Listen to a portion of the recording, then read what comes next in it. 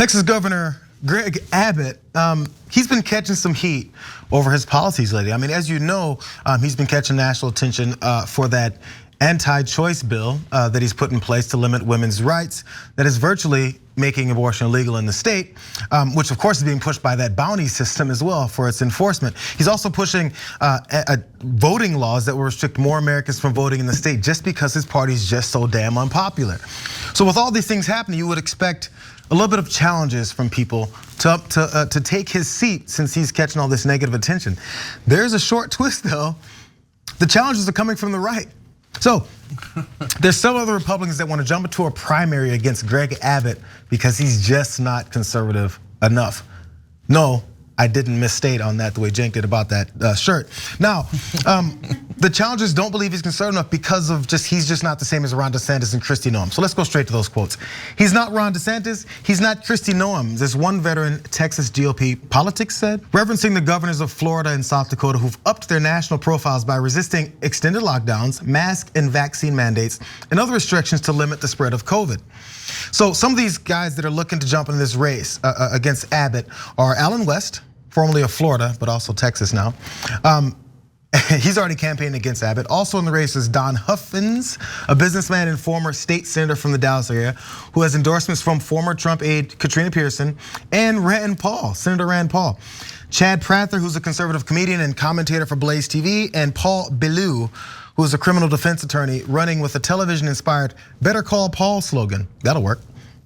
So, we know Abbott has these huge advantages. We already know that Donald Trump has endorsed him. We know he's got tons of money. He's already the head of the state, so we already know how this works.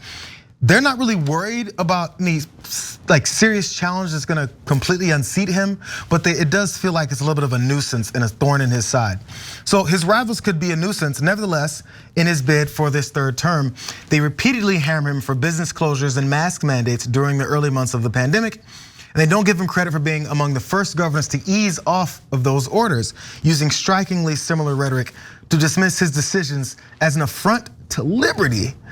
We're still talking about Greg Abbott. Alan West says, when he's talking about the restrictions that were put in place a little bit and then quickly lifted, I mean, you can't give back something that you really had no right to take. Huffines said, that would be like thanking a thief for bringing some of your stolen goods back. And Prather said, when you play arsonist and firefighter, the hypocrisy bleeds through pretty fast. That's not just it, there's more things that they're upset with him about. West, Huffines, and Prather all accused Abbott of not doing enough to secure the US border with Mexico, even after the governor pledged to deploy more state police and free up state funds to continue building that border wall. Nice.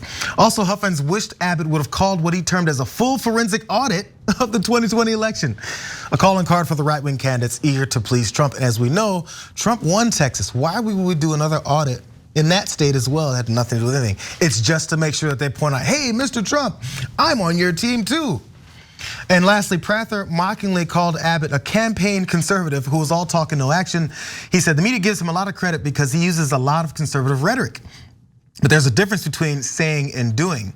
And you know Ron DeSantis does, Kristi Noem does. And Greg Abbott, a politician lives off of his polls, is good at saying. Yeah. Okay, so guys, look, first thing is obviously the absurdity. I loved how JR kept saying, now remember guys, we're still talking about Greg Abbott. It's amazing. Like this guy that they're painting out to be some sort of do-gooder liberal. It's one of the most conservative guys in the country. But it's never enough for the conservatives, never enough for the Republicans. So are these guys going to win? No. So looking at the demographics in the context of the case, Republican primary challengers win all the time, but not in this case. Abbott's very popular among Republican voters. Trump has endorsed him. Three of them are gonna split up the Abbott is not conservative enough vote, which even in Texas is pretty small. But it does matter because the Republican Party does a great job or a terrible job, depending on your perspective, of pushing the party further and further right. Because it doesn't matter, if Attila the Hun was the governor of Texas, they'd be like, softy, okay, I could have killed more people. I could have, he just didn't kill enough. And by the way, they're close to saying that.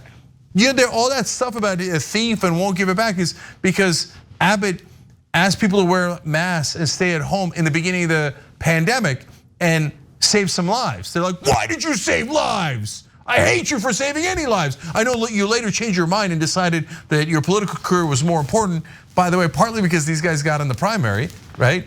And decided to kill more people, but earlier you didn't kill enough people.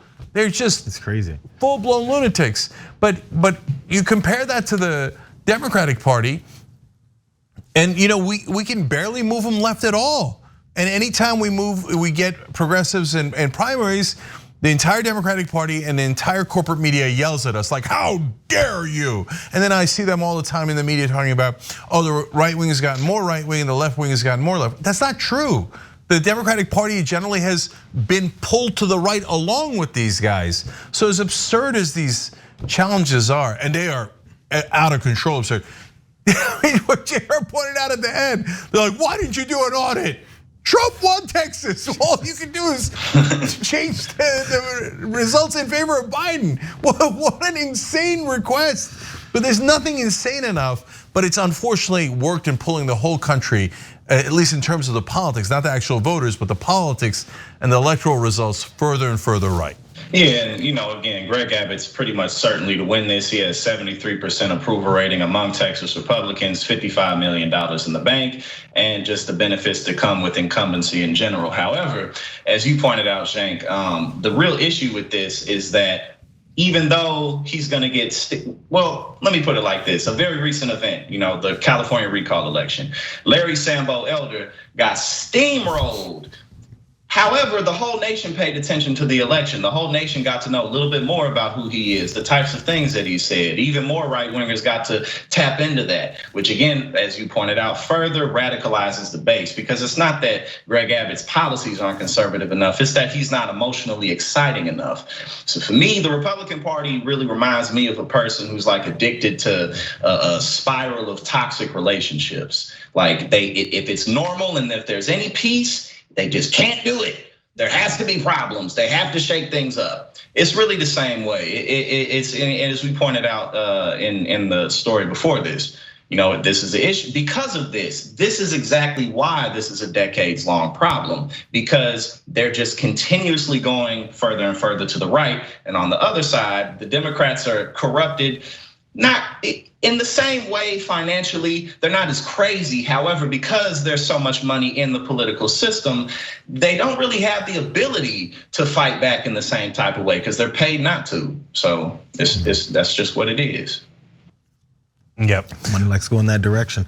I always blame stuff like social media because, as you said, the exciting part about what they need someone that yells more than Greg Abbott. And like, oh, I got a phone, I'll yell into that, and then get a bunch of people to follow me. That's just the way they do it things, and then it's going to be a big fight. And again, it's not going to go anywhere. But they're looking to cut up his vote a little bit and maybe take his power away a bit, or at least make themselves famous. Honestly, yeah, that's true. But I just want to say one last thing, guys. I want to double down on.